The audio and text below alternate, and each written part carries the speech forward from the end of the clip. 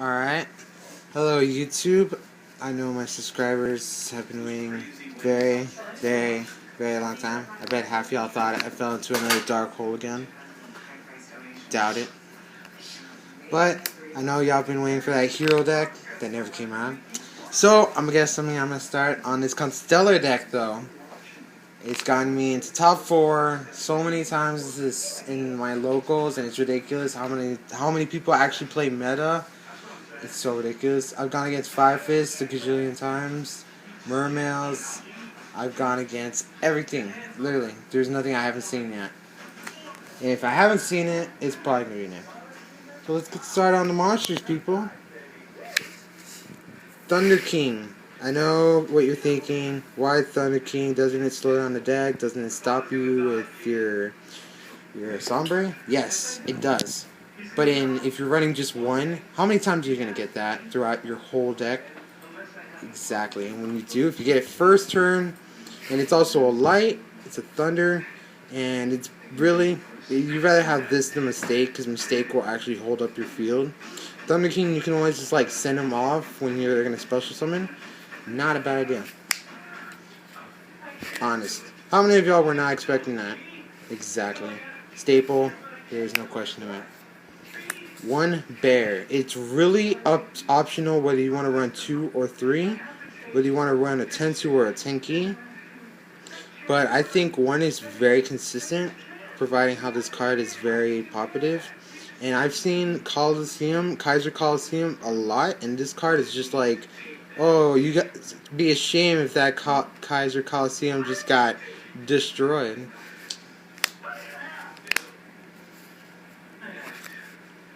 Two effect failures, main. It's I would side these if I could, but effect failures are very consistent, light, and running 2, you're not gonna get like stuck with 3 in hand like everyone else does with Maxi. I don't see it. Of course, the main cards is deck. What's the point of having this deck if you don't have this card? Honestly. Like it's the engine. The only second card that can even say it's a better engine than that card is probably Sombre. I mean, any Constellar card plus this card is like a level 5, a level 6, or a level 4, or even a level 3. So that's just incredible. Okay, 3 Pollux. It's a lot better than the GD. It's more of a need than any other card, because without him, you really can't do much with Sombre. There's not much you can do with tongue-tied, but you know who I mean. And then 3 GDs. Y'all, if I had Pollux, if Pollux was banned, which I doubt will ever happen, he's not that overpowered. Well, GD would be your second choice, obviously, or Captain, or Marauding Captain, or any of the other radically unofficial bad cards. But yeah, this helps you get off level 3, 4 Exceeds. Shockmaster Lock was the best, but I guess not anymore. Okay, now we're gonna get started on the spells. Dark Hole and Rhoda. Well, you guys know Monster Reborn got banned. I have a surprise for that one, but that's later. 2 Pot of Dualities. I know you don't special summon, but most of the time you always draw into a dead. You don't draw into a dead hand, but you'll have a cost, a Sombre, or you'll draw into a XYZ hand, which is like very conventional. But most of the time you want to try to get Sombre, you're going to want to get Chaos, you're going to want a Pollux in your hands. And this is the best way to do it. And who says you have to XYZ summon that turn? You can just go Pollux and cost that turn at that time and just attack. Mystic Space Typhoon. 2. I ran 3, but they always got stuck in my hand, causing me to lose a lot of life points. So switching that out. it was a good option because there's not much back row as there used to be. And we also have other options of protection, such as like Omega. And we have Lance. Lance is like one of our favorite cards. Because they're going to be like, oh, I'm going to attack my dragon to your house. And you're like, no, Lance. I've done that in the game where I had 3 Lances in my back row. And he was like, attack with my title. He's like, no, Lance. Attack with my blaster. No, Lance. That went on. He lost 2,000 life points that turn, and I didn't even have to use my Honest Elves in hand. Funny as hell. 3 tankies, you guys were expecting this. Running 6 of those normals and specials, you need tanky to actually get the card to your hands. Not an engine, but it makes it very easy to just get off dim combos. Okay, so one Solemn Warning. Everyone loves this card. Solemn Judgment was always too expensive, and that's okay. Compulsory Evacuation Device, or Compulsory. Great for getting those annoying XCs on the field. We all know we're going to try to get rid of those Bujin's XCs, or Battling Boxers. XYZ Reborn. This is great if you want to make a really good comeback. Omega is a good example of this, because Omega, then you summon Sombre, and if they try to chain anything to your effect, you can just say, chain Omega's effect, and then Sombre will basically be safe the whole time. 1 Bottomless. We all want Bottomless to come back to 2, or even 3 if possible, but we all know it ain't gonna happen. 2 Call of the Haunted. See, the thing about having 2 Call of the Haunted is it's like a Monster Reborn, except I have not seen anyone try to waste a miss on this. So it's never really ever gonna, they never want to kill it. They'd rather save their MST for something bigger, like this, Dimensional Prison. We all want, this is very good for the meta, because nobody wants their stuff to get removed, and this destroys that option. Unless they're going to waste a Lance or something, which is better than that, because then they lose 800, and that could actually like make them lose the whole battle. Torrential Tribute. I'm glad it's at 2. I'm surprised I'm not running Mirror Forces, but Mirror Forces are quite slow, especially on the fact that you can't like activate it, because then most of the time people, when they go into a burst, the only thing you can do is either Tori or like try to stop them with like Fiendish Chain. Like that stops the whole thing they were doing. Well, let's get started with second to last part, my X Seeds. Gaia, the Thunder Charger, great for going over with the Volcasaurus. If you guys know this combo, you know just how deadly it is. Taking Volcasaurus, and that could actually be game for most people. I'm running Zen mains because of something in my side deck. I'll show y'all in a second as soon as I'm done with my Exceeds. Omega. What's wrong with my latte? Sigma. I know we don't have we don't have like Shockmaster, but this is almost the same. If y'all read it, it says once per turn you can detach 1 XYZ material from this card to target 1 face-up attack position effect monster your opponent controls. Equip that target to this card, and at the start of the damage step of this card battles a monster whose attribute is the same as the card equipped by this effect, destroy that monster. So it doesn't even say you have to detach or anything.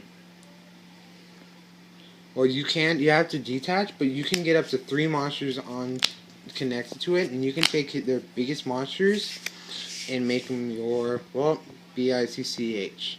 And we have Tyrus, Keeper of the Genesis. Great if you want to go like straight out attacking. I've done that many times where they think I'm going to go for Pallades, and I've gone out for Tyrus, and it ends up just ending the game because they can't get Tyrus off the field, and I'm destroying their background. And then on like the second to last turn on my last Exceed for her, I'll pull out a Sombre for game. Leviathan, same thing as Zen mains. I have him here for very good reason. Cowboy. I know this got reprinted. This is my first Ed Super from the actual Abyss Rising. Very good for like that extra life points that get super annoying. I've dealt with that before. It's like 300 life points and then they end me. Shark Fortress. Wow, it's one of the best like common XCs I've actually seen so far. If you do Ptomali in Shark Fortress, what you do is you activate Shark Fortress's ability to target Ptomali if they're both on the field, and then you go over Shark Fortress with Gaia, and if you add it up, it's actually 8,000 attack. So doing these two directly would be game. Yeah. It's the OTK for this deck. There's other ways to do it, but that's my favorite so far. Paladynamo, I've using this to take out like big guy. I've done this to take down a lot of the biggest cards in all of the decks. Pallades, this is probably one of the first XP dual pull out. No lie, this is a living compulsory. Anytime you would like to do it, it's only once per turn. Persephone, this makes your Omega kind of a beater, because once per turn, it makes your one Constellar monster you control gain 1,000 attack during the damage step only. It's not honest, but it's damn close to it. And I think that's it for our XCs. Now let's get to the extra surprise in my extra deck. Why I had those XCs and why I had certain cards in my deck. Yep, I have Banisher of the Radiance and One-Dimensional Fissure. Because this meta does require removal, and because my deck is so fond of removal because of Sombre, there are multiple ways to use this to your advantage. And it has 16 beater, level 3. It is very hard for your opponent to do much against this card, as well as get it off the field. With so much support we have in this deck, just to keep one card on the field, Banisher is there's no exception. I mean, even Honest works with them. It's ridiculous. And for decks that do nothing but removal, we have Imperial Ironwall 3. I know people don't see this card very often, Mind Drain.